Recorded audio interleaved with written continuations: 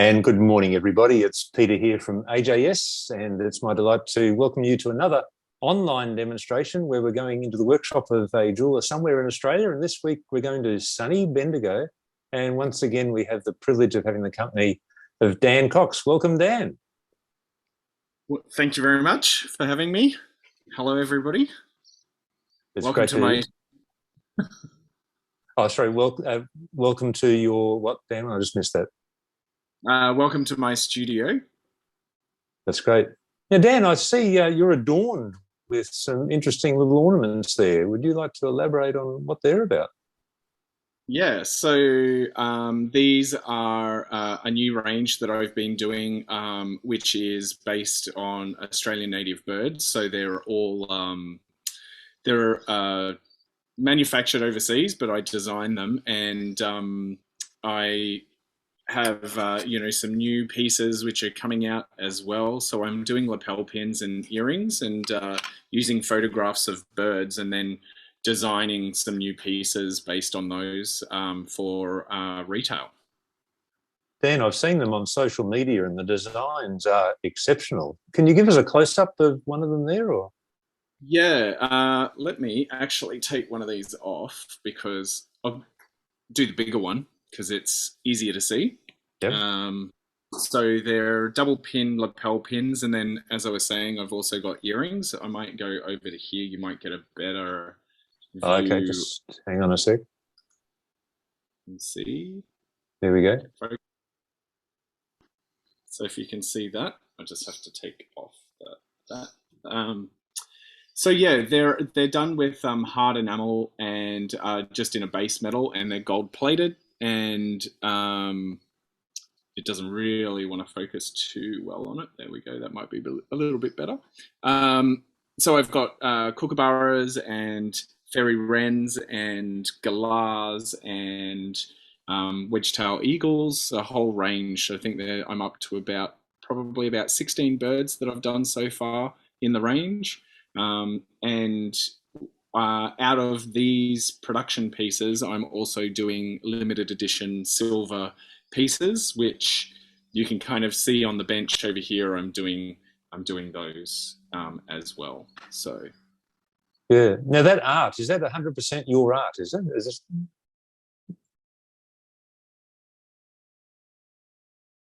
Can you hear me, Dan?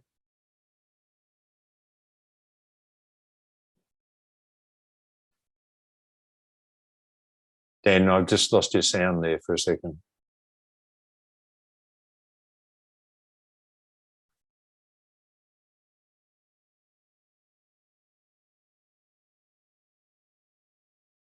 So we've lost your sound just there, Dan.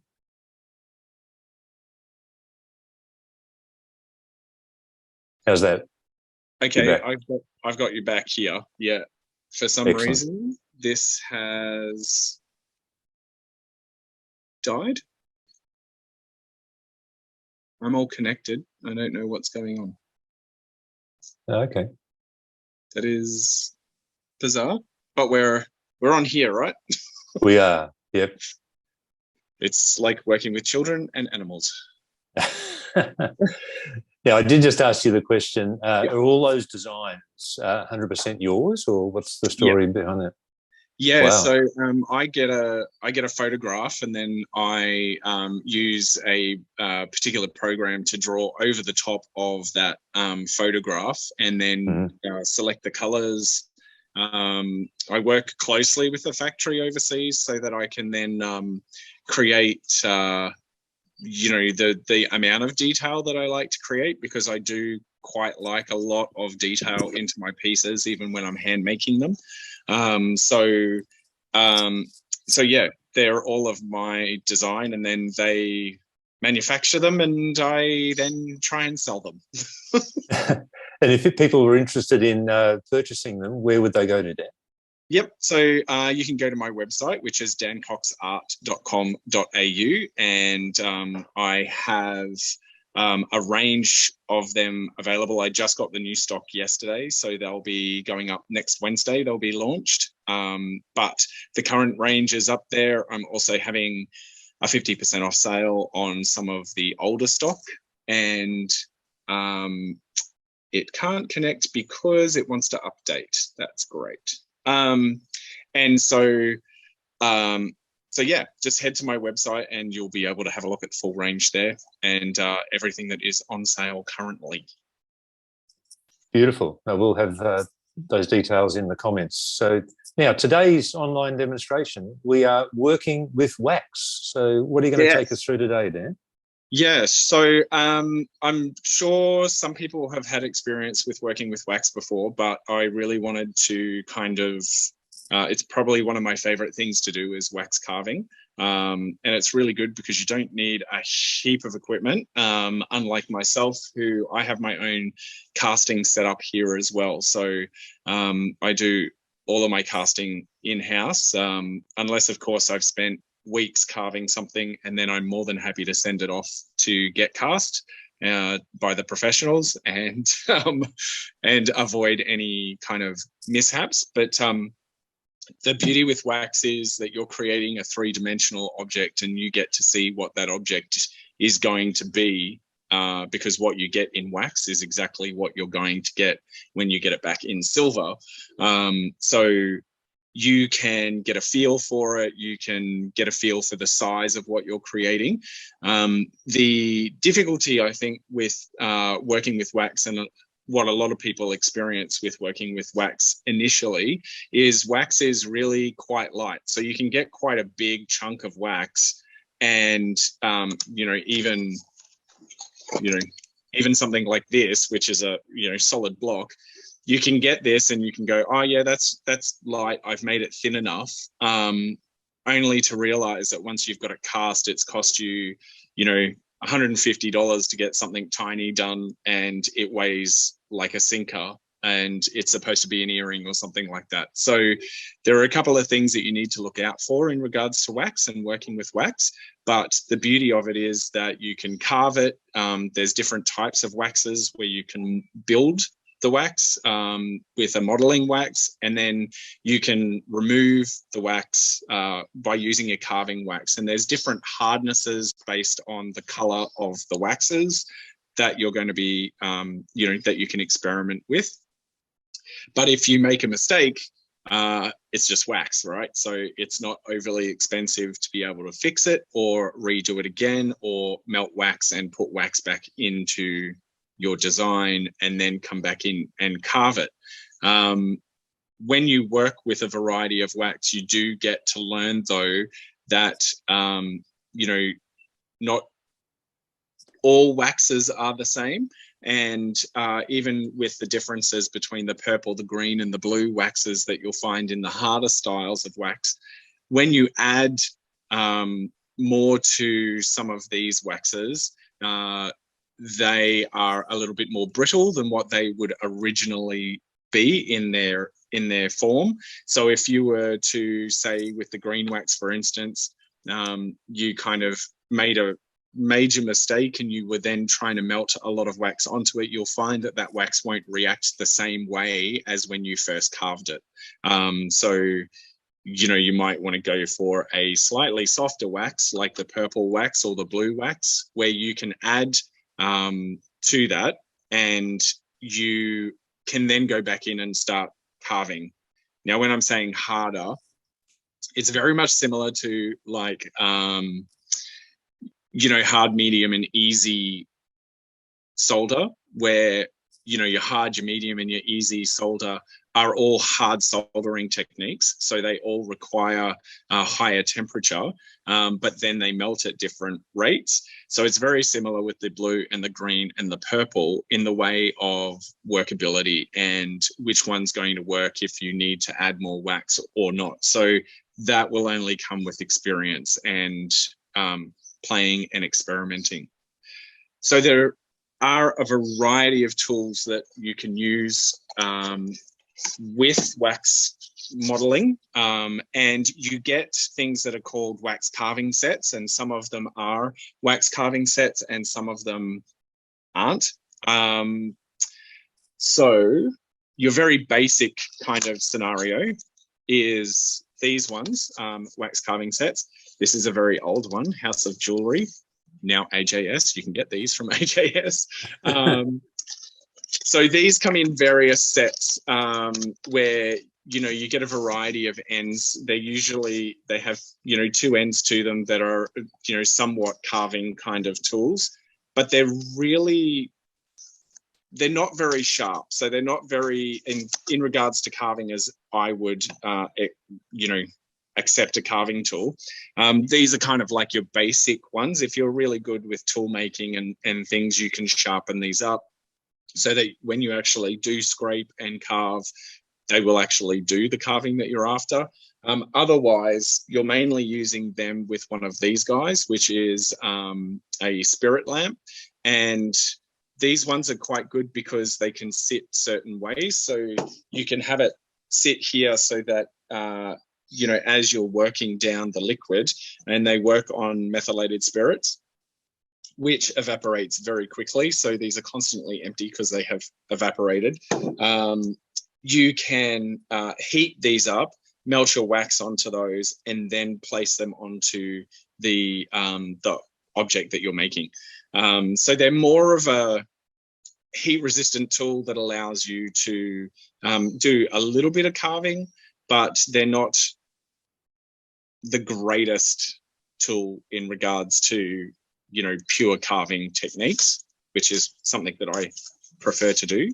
I have also used, very simple tools that are clay-based tools. So you can use these as, again, very similar to the ones that I just showed you. But if you're if you're an artist like I am and you try your hand at multiple things, you will end up finding that you have tools that can go across disciplines, and really, these are pretty good. You can still heat them up to a certain degree and melt wax on them. They're sharp in certain areas. They come with some funky things that you can use for texturing. So these little steel bristly brushes, they can work really well for texturing if you're dapping into a softer clay, but handy, cheap as well if you want to kind of experiment and not necessarily run down the gamut of spending an absolute fortune. So they're probably your basic ones. And then you'll also come up with like a wax file. So wax files are really handy to have because they have 2 different kind of grits to them. And you want a thicker grit for most of the work that you're going to do to file away a lot of the work, a lot of the wax. And then you have like a refining kind of, so it's like using with your metal ones, using like a cut 2 and a cut 0. So you've got 2 different types of cuts happening here. For ultimate carving, you can buy a set of wax burrs from AJS as well that will allow you to do some heavy duty carving, and they come in a set. This set is probably mixed up because I have about 4 of them, and having been a teacher, they get mixed up quite a lot.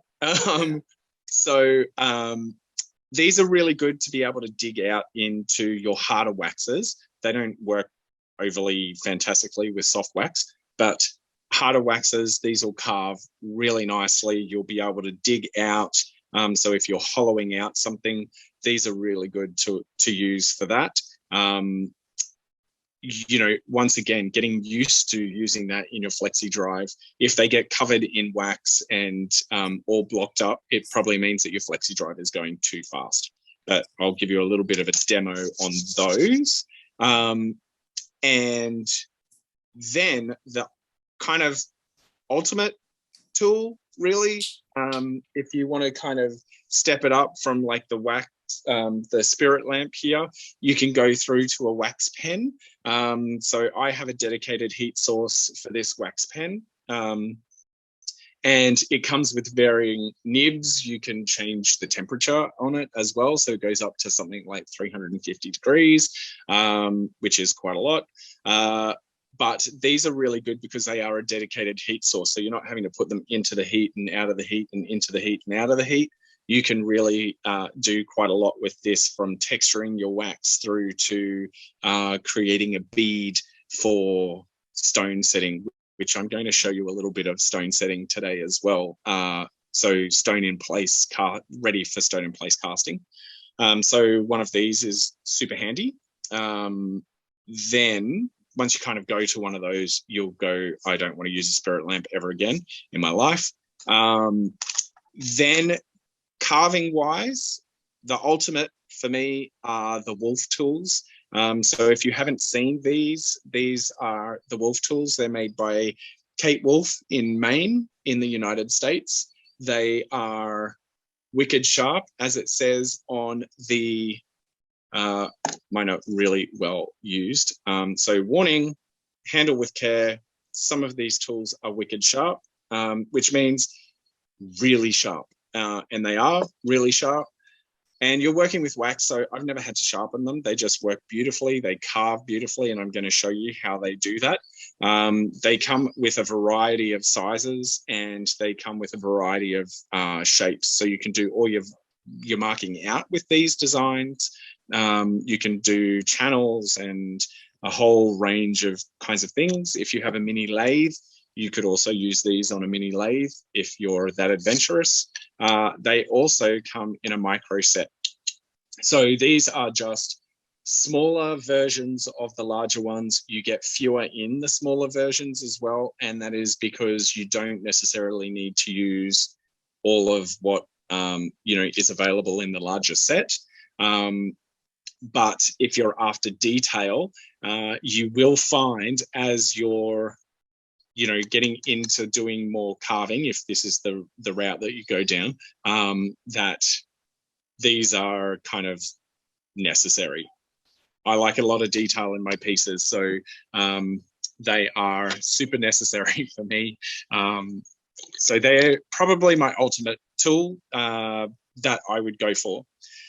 So in regards to waxes, there are, as I was saying before, there's a variety of waxes. You can get wax sheet, you can get wax blocks, you can get wax tablets. And the good thing with all the waxes is, as you use them and you carve them, you can just hold on to them because you never know what kind of project you're going to get to come up with.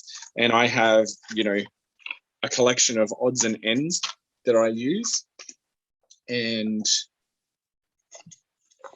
then I have remainders of blocks that I use as well that I carve out from. So always hold on to the wax. Even your wax filings that you may have when you're working with your wax, you want to hold on to that as well because that will come in handy at some stage. You can also get wax in the form of rings. Let's grab. And you see that these all come in different colors as well. Once again, down to the type of carving that you want to do and what kind of softness you want.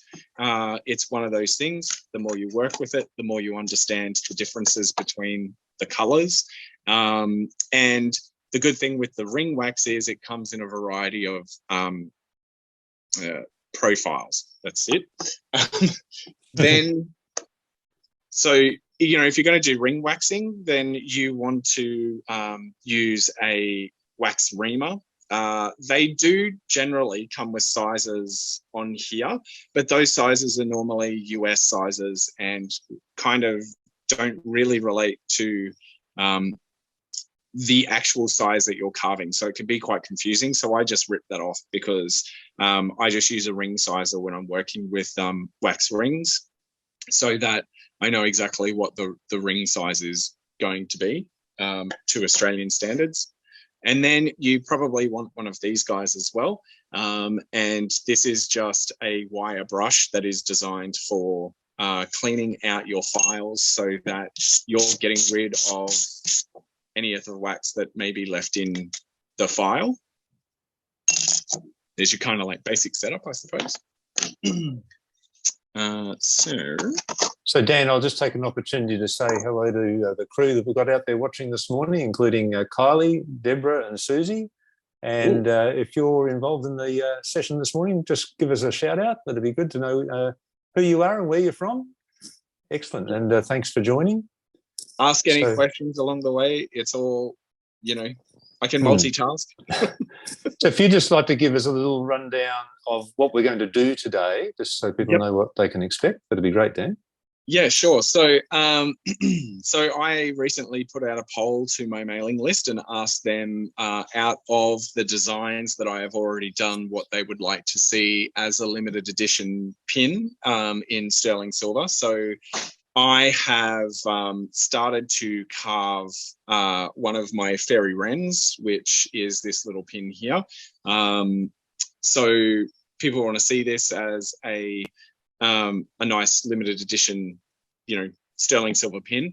The beauty with the carving is that I'm able to make it three-dimensional because generally, these just come colored, but they also come flat, which is nice. Whereas with the silver, you can't get that. So I'm starting to work on a small version of that as well in the wax. The wax, as I was saying earlier, is quite deceptive in regards to how, light it is, because at the moment that's quite light. But if I was to get that cast, it would be way too thick and way too heavy. So I want to run through a few basic things for you there.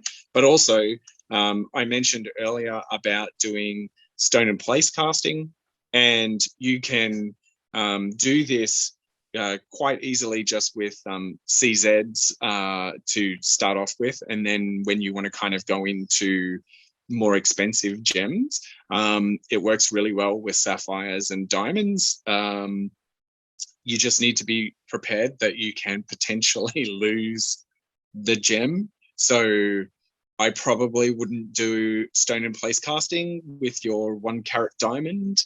Might not be good. So I've just got some little wax discs here that I'm going to show you how to do that and what to look out for. Generally, if you're sending things off for casting, most of the casting companies, even if you're casting with organics and stuff, most of the casting companies will cast that for you. You just possibly need to pay a little bit more. They may not put it in the same flask. They're not going to take responsibility if the gem is lost in the process. So if you have your own casting setup, stone and place casting, or even if you belong to a lapidary club, stone and place casting can work really, really well. So I'm going to run through a little bit of that. And then, I'll take some questions and we can go from there, really. Excellent. Thanks, Dan. Yeah, so please, if you have questions, ask them along the way. And we do have one from Susie. I think she was referring to your little fairy wren. Did you enamel that, she said? So these are done for me. So I don't enamel them. I just design them and then they're manufactured for me and get sent to me. So I don't have to do that, which is good. And it's done through more of an industrial process, even though the enameling is done by hand. It's more in a factory setting, so everything's more consistent across the collection, which is good. Whereas I don't have that enameling skill. I can torch enamel very roguely, but I'm not I don't do vitreous enamel or anything like that. Plus, for the price point that I sell these at, there is no way that I would be enameling these. Indeed. Yes. Okay. Indeed. Thanks for the question, Susie. On with the show. On with the show. So I wonder if I turn that on. Yep, that's good. We get to see a little bit more. Okay, so I suppose what I'll do is I'll explain what I was, how I started doing this carving as well, and then you can kind of see what the process is, really. So I generally start with a block of wax that I can carve into. And so this all came from a block of wax that was originally around about that thick, so quite thick. And around about that chunky. So these are called tablets. So matte wax, and yeah, so I'm using matte wax mainly. So they do a variety of tablets, and the tablets can be, you can get packets where they're a variety of thicknesses, a variety of widths as well, or they may be all the same width, but they'll be, thicker all the way down to a thinner, harder wax that you can carve with. The reason why I go for something which is slightly thicker is that I can hit two birds with one stone. I know that was a really bad pun. Yeah, that's great. Well done. Dad jokes, man. I've got dad jokes going on. Anyway, I'll get Sprocket later. You can see what I mean. So I use this as a template, and essentially what I'm doing is I'm pushing this pin into the wax so that I can then have the mark out of what I need in the wax. This, by doing it double, will also enable me to flip one of the designs, and then I can choose which way I want the bird to face. So I'm kind of like, getting that production process going. Once I have that, I'm using one of the Wolf tools to do the marking out. So they have one of these ones which is in a nice sharp point, or if you don't have the Wolf tools, you can use just like what do they call it? A dry point etching needle. This is so you can see it's got quite a fine point as well, and these work really well just to kind of score out your design. And one thing that you want to use is when you're sawing anything out, you want to use a spiral blade. So a spiral blade is like your standard 2.0 blade, but essentially it's twisted around. If you look at Tim McRae's books, he will show you how to do it. I suggest don't worry about that. Just buy them, because they're nice and consistent and they're industrially done, and it'll just save you. So spiral blade, fantastic. That's what you're going to use for any of your wax work to carve it out. They are slightly chunkier, so you don't want to follow the line. You want to be on the outside of the line and work down to your line by filing, etc., etc. If that makes sense. Yep, good tip. Otherwise, you'll change everything. So if you want a nice surface, because you've been, carving through all of this, I'm going to drop this down. You don't need to see my ugly mug anymore. You can see what I'm doing. So you can see on this surface there are definite lines there, and we want to get rid of those lines. So if I was coming to put my design in here, I would want to, get this nice and smooth. So I'm using the rougher side of my file.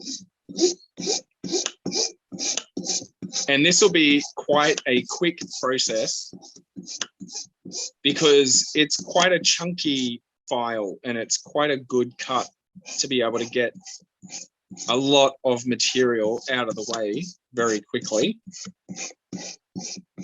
Just move it around a little bit so you're not heading in the single direction.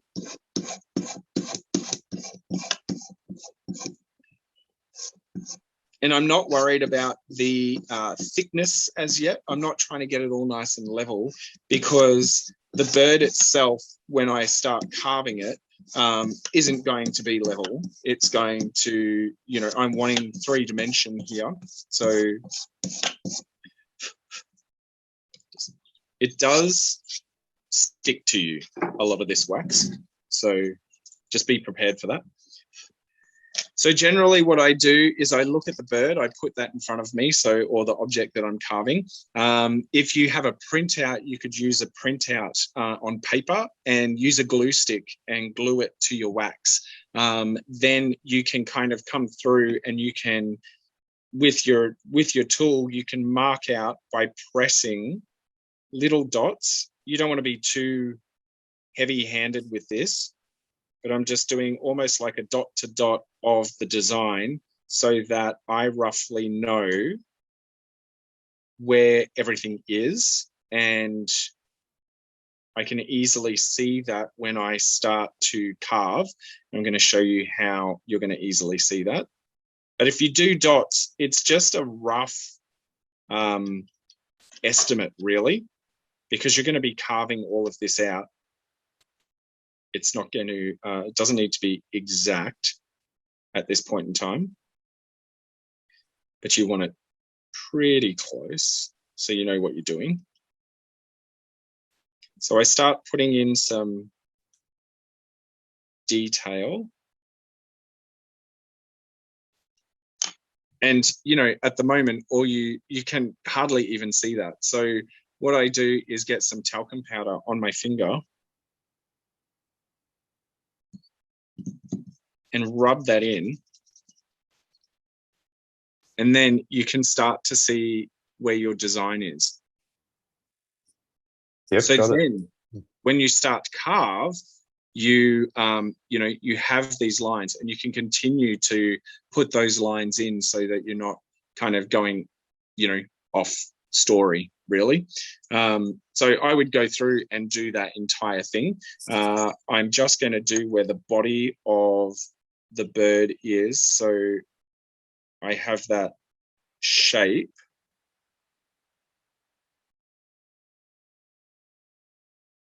So I think that the thing is with carving, and I will bring this up a little bit so you can see me.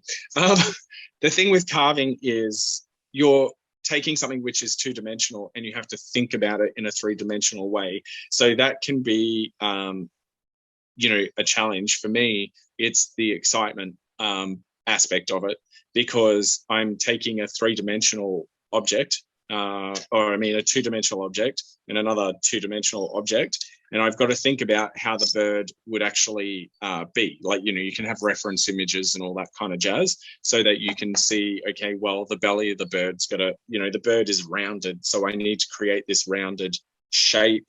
I've got to think of what is going to be sitting forward further, so the wings are going to be sitting for the further forward, where the beak is going to sit in relation to the head, and, you know, generally thinking of the shape of the object that you're working with and carving towards that. So there's a little bit of backwards and forwards, but you get there eventually. So I'm going to drop that back down again for you. Might bring you in a little bit and you can see that better. All right, so selecting the right tool.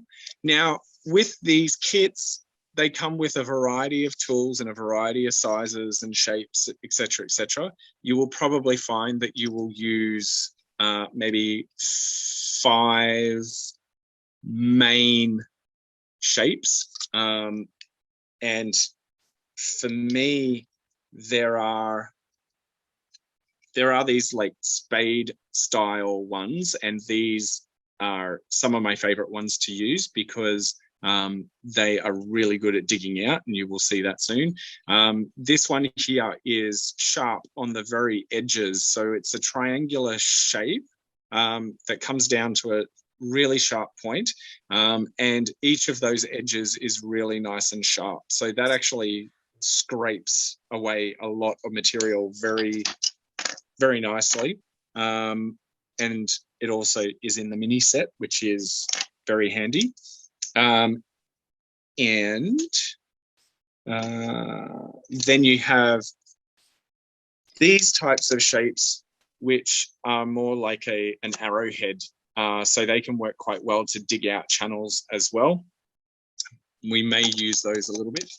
But essentially what I'm going to start to do is use the tools to carve out, I'll just highlight that belly area, carve out the shape of the bird. So, you know, at the moment, very flat. So I'm going to come in on the edges.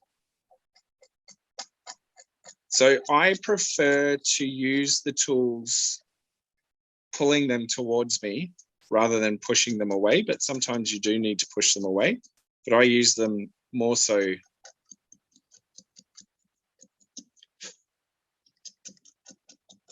messy business, this stuff.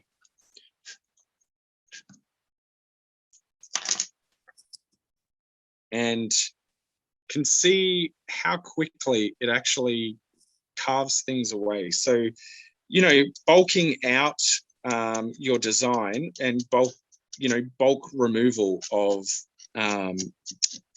getting that basic shape is the name of the game in the beginning, so that you can then start to see what the shape of the design is going to be, how it's going to work, if you need to remove more. And that really just comes with experience. Like I said, it's wax. So if it becomes, if you go too far, you can always come back into it with the wax pen and a little bit of wax. This is where your little filings come in handy. So if you needed to add something back, you've generally got a tray of wax shavings that you can use. And as long as they're not contaminated with anything else and you've just got wax, then you can add those back into the mix, which is nice. So what I'm doing is digging a channel so that I have somewhere to work here in this channel to start coming back in with my little trident-y kind of stabby thing. I'm sure there's more technical words to it. Oh, I doubt it, man. Doubt it. It's a number 26, maybe 25. I love these tools so much and I use them so much that all of the branding and everything is starting to wear off. So all the numbers are starting to wear off. So, but the little one out of the mini set,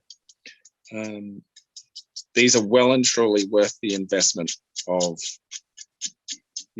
how much they're worth. You'll have them for life.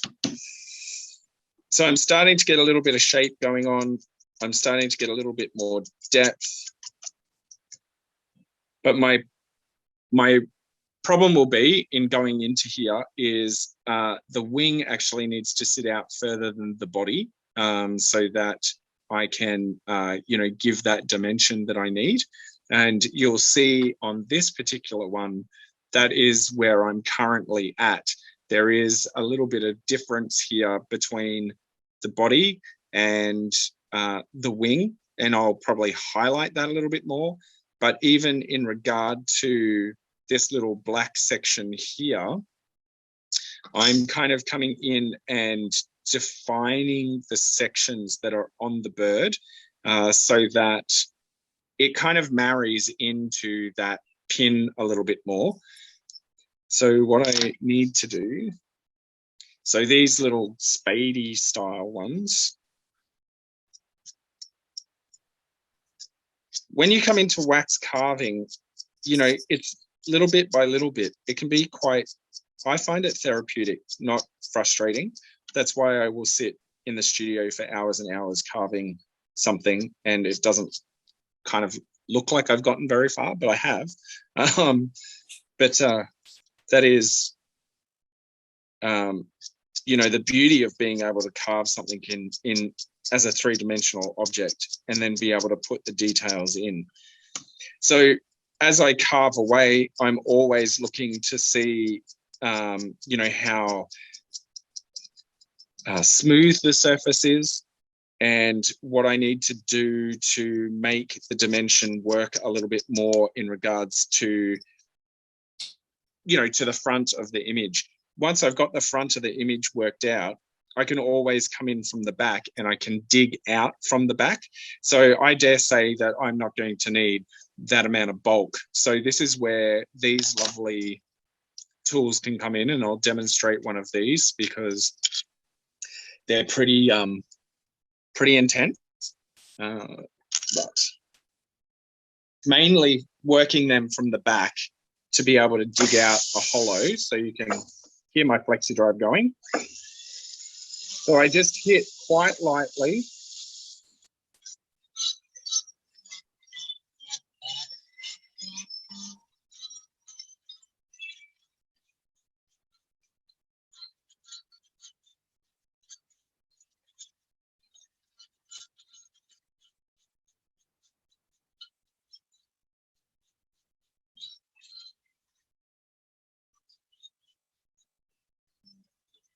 can see how much wax that creates, but also you get a nice little divot. Now, the reason why you want to come from the back and the front, and we're getting the sunshine, I hope it's not too bright. That's fine. Yeah, good. Excellent. So the reason why we want to have, a little bit of digging from the back and from the front is if you get yourself a pair of these calipers. These are very handy. They measure the thickness of whatever you're working with. And these are a really good reference point, because normally if you work with metal, what you want to kind of start thinking about when you're working with wax is the thickness that you normally work with in metal might be, 1 mil, 0.8, 1.2 mil. You're not generally working with, 2 mil, 5 mil, 7 mil metal, because it weighs and costs a fortune. So it's the same, because this is going to become, metal. So if I had all of this finished and had all the detail and everything done before I even come to the back here and start carving this out, that is when I would start doing the back. And the whole idea of carving it out is to try and get it as thin as possible. Now, for me, like if I was making a pendant, then I would come in with that ball burr, the wax burr, and carve out as much as possible. So it's probably down to around about 0.9 to a mil thick in the wax. So there's enough for the metal to flow into the wax and to replace the wax when you do your lost wax casting. But you also have a little bit of, substantial material there. So at the moment, if I'm to measure this, it measures 4.5 mil thick. So if this was the finished product and I was coming in and carving, I'd have a lot to carve to get rid of, all of that excess material. This is where you can start with a thinner sheet, if you like, if you know exactly, what you're carving. So essentially, you want to try and get it as thin as possible. So for instance, the sun is actually probably a really good thing in a way, but I go by the glow of the light through the wax. So I kind of have my lamp ready and I hold it up. And then when I view it, I can see what is quite dark and what is quite light. And that really helps me with seeing exactly how thin I'm going to make this. And it's surprising how thin you can actually make wax. And this one here, seems quite thin if I can get the center to show up. So the middle of this is down to 1 mil in thickness, whereas the edges of it are up to 2.5 mil in thickness. So you can get it quite thin. With this hard wax, it's not going to break on you. But if you're not doing a sculpture, then I suggest you try and thin it out as much as possible. Otherwise, it'll just cost you a fortune and it'll be way too heavy and way too thick for what you probably need. So that's a trick for young players. Likewise, you don't want to make it too thin. Like if you got it down to say 0.4 of a mil, 0.5 of a mil, you can buy a sheet that is in 0.5 of a mil. But if you're getting it under that, you may make it too thin that then the wax, when you do the lost wax casting process and you lose the wax, the metal has a really fine channel to run through and it may not fill that entirely. So bit of backwards and forwards, learning how to do that. So Dan, just with the your little bird there, if you wanted to take a solid 1 or 2 mil off the back, is there a way to do that? So I would, if I just wanted to take that down, I would do it by hand once again using the wax file, because it's nice and, you can kind of hold it nice and flat and you can come in and you can take out that, it's time consuming, but also probably slower is better in many ways. Like, you wouldn't want to get this on a lathe and then, just sand it off. The lathe had become really kind of chockers full of wax. But also you get to constantly kind of go, okay, so, you know, I'm at 7 mil now, and then you can come back and you can make sure that you're constantly moving your piece around, because if you want to evenly remove, you constantly want to kind of move it around, and you can go backwards and forwards with these guys as well. I'm sure that you will probably get told that you can't, but you can. They're not like a they're not like a normal file where you're on metal, and you know the whole idea with that is that you lift and you are only going in one direction rather than dragging your file backwards when you're working with metal, or it should be. So with the wax files, if you go backwards and forwards, what you're essentially doing is you're kind of removing some of that wax that gets caught in the file. If you're too heavy-handed with some of this stuff, you know, your wax file might get blocked, and you'll just have to use the cleaner and scrape it down and keep on going. But I would suggest, if you want to remove the bulkness out of this, and you're not confident with cutting the right amount and then having to remove that amount, a file is probably your best bet. That was a really long-winded way of getting to using a file. Thanks for answering the question. I'm rambling. All right, so I don't know what time we have at this point in time, but let's move on to setting a stone into something. So you could have your items, you know, carved, and you might want to either prepare the setting in the wax for when you get the wax back, and then it's going to be in metal, and then you can prepare the seat. Or so, you know, you're not casting without the seat of the stone there. So you don't have that extra material that you're just going to end up removing. So you can actually position where the stones are going to go, and you know exactly what the layout is going to look like. And then when you get it back as a metal piece, all you need to do is really kind of burr out that hole a little bit to accommodate your stone and set your stone. Really simple, less material, less cost, especially when you're getting into more expensive pieces. Or you can do the stone in place casting. So really simple and easy way of being able to do all of this is, so I use CZs a lot for this type of thing when I'm demonstrating it to students, because you know they cost 40 cents a piece, and if you lose it in the wax or you lose it in the casting process, whatever, like, you know, the 20 to 40 cents, whatever. Not a huge drama.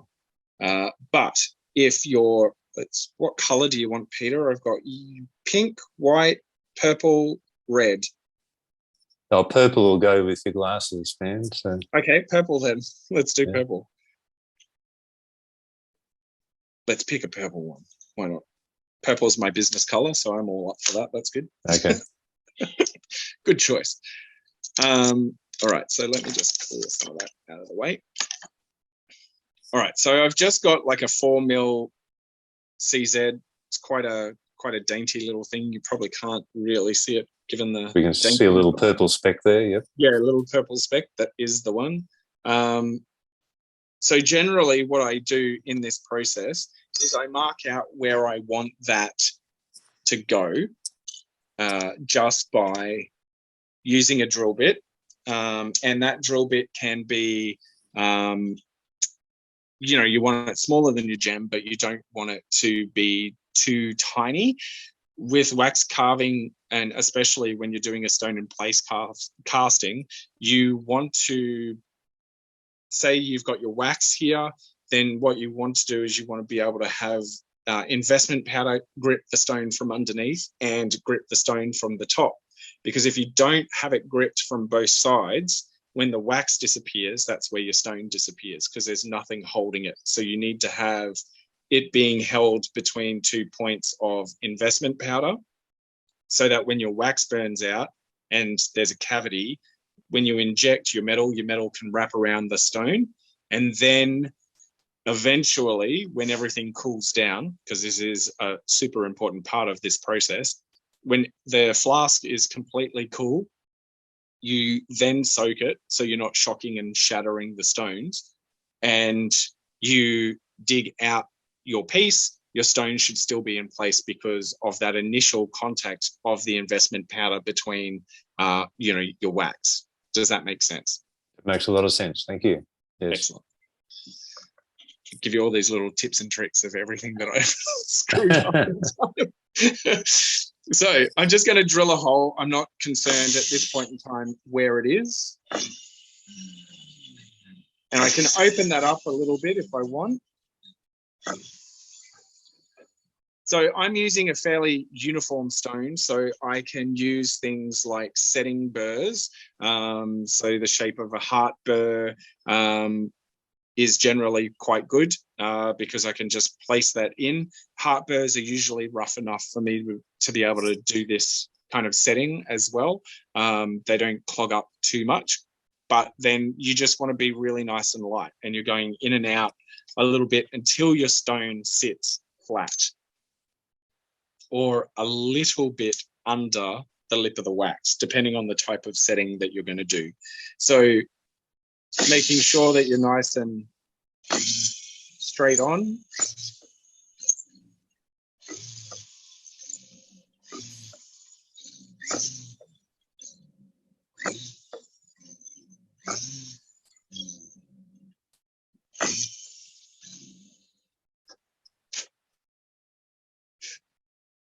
Okay, so I have created, you can see like a much larger hole there now. So that is actually the seat that I'm creating. And then very carefully, lucky I've only had one cup of coffee today, because otherwise this will fly across the room somewhere.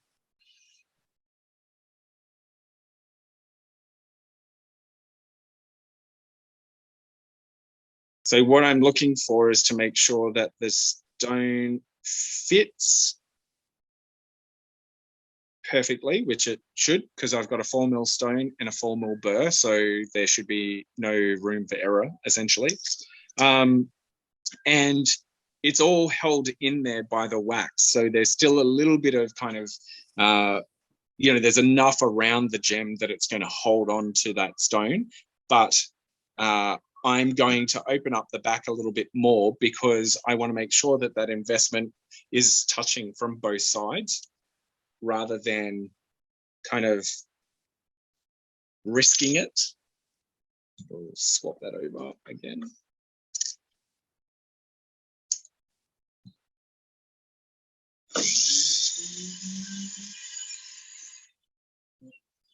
The one thing that you need to make sure of is that you're not going to open it up so much that you just end up with a giant hole.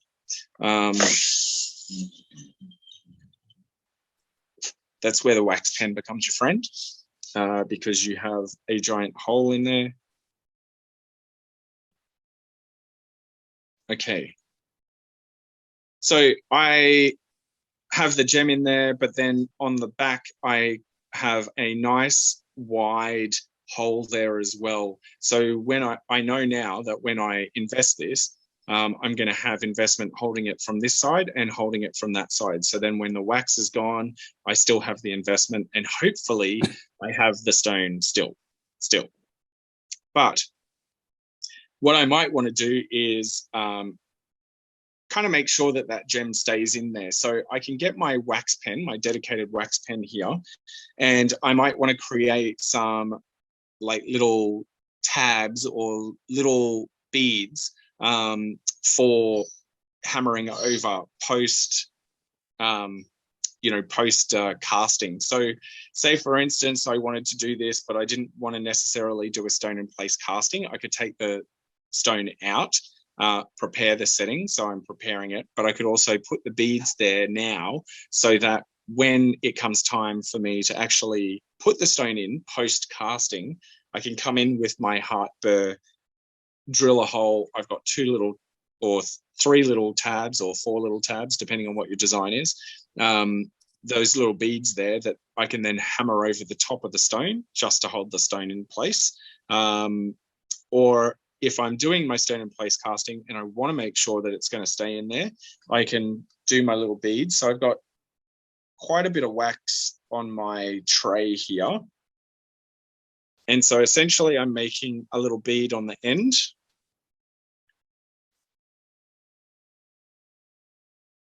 And I am placing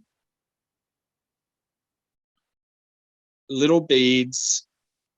I'm just going to do 3 of them into right on the edge. So even if it touches the gem, it doesn't matter. The gem's not going to come out. And if I need to, what I do is I push a little bit into the wax object that I'm going to be, attaching these to, so that I'm getting a little bit of melting in between the two, and make sure that I have enough. There are flies everywhere, I tell you. Welcome to Bendigo. If it's not freezing cold, you're being infested by bloody flies. It's ridiculous. So a little bit more. And so this is just to really kind of secure it in place for that casting process. And just adding a little bit. And so I end up with these tiny, tiny, tiny little beads. Now our sun is getting in the way. I'm not sure if you can see those. Just, yep. Yeah. So you can see the little shadow line being created there. Wonder if I put it, yeah. So they're 3 little beads and they're holding those gems in place. Like I was saying, if you don't necessarily want to do the stone in place, but you want to do the setting, then you can repeat this whole process again. Open that up.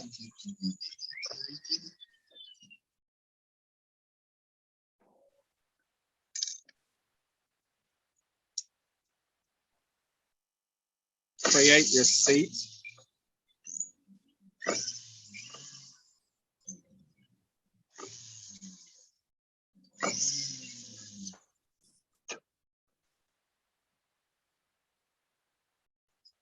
You can test with another gem just to test it, but not to actually leave that gem in there.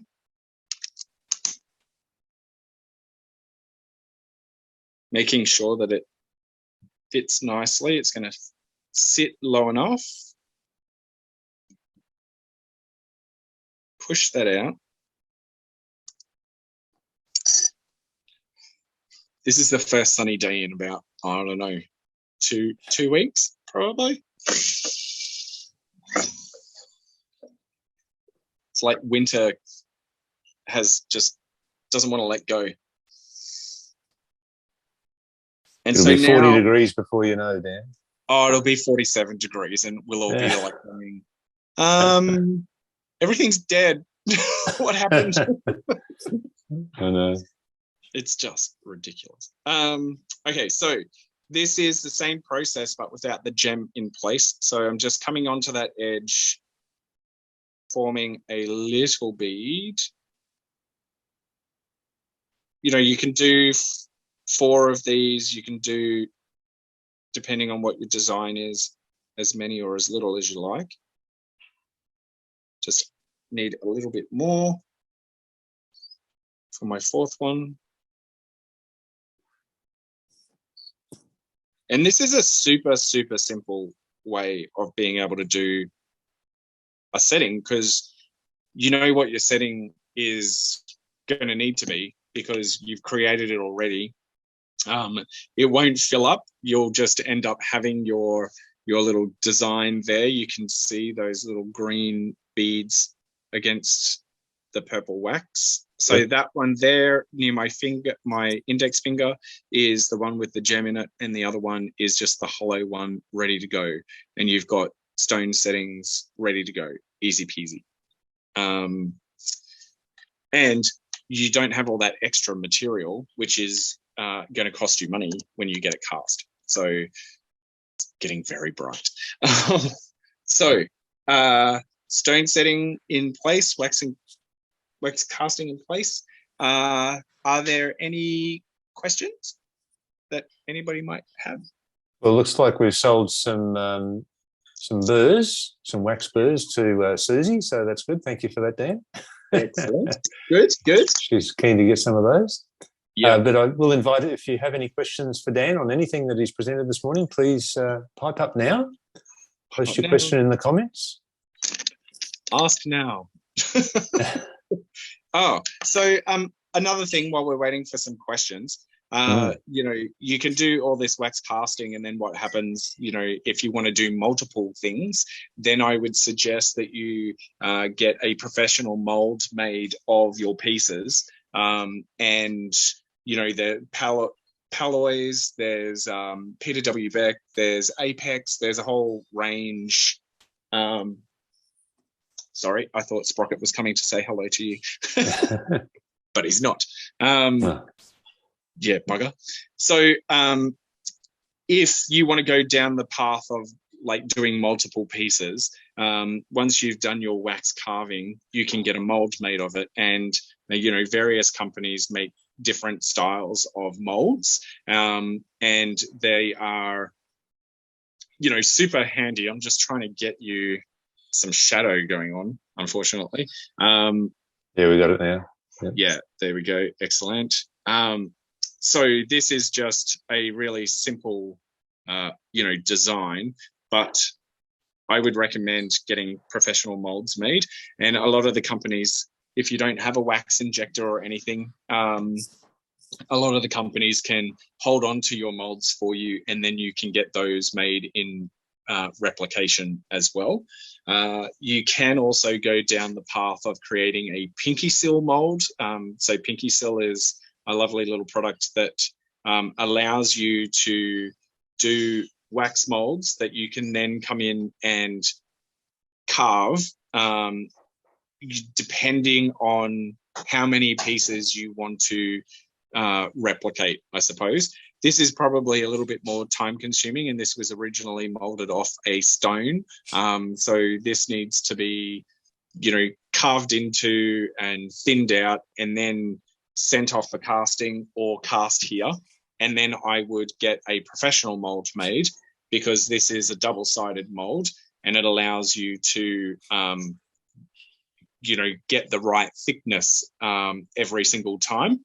And you can even do organics, and I'm not sure if you'll recognize what this thing is, but Frog?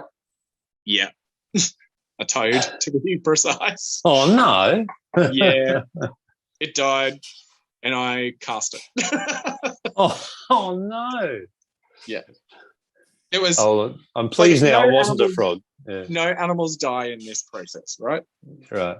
They're already dead. Okay.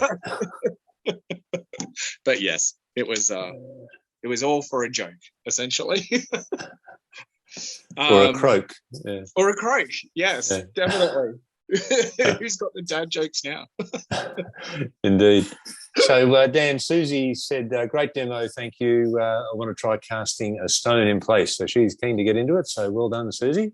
Excellent. Take on the challenge. Yeah. And we'll wrap it up there, Dan. But awesome. Thank you so much for your contribution this morning. I'm sure that'll be a great resource for people, not only now, but into the future. Excellent. And we'll look forward to seeing you again at an online demo real soon. Excellent. Thank you very much for having me. Absolute pleasure. Okay. See you next time, Dan. See ya.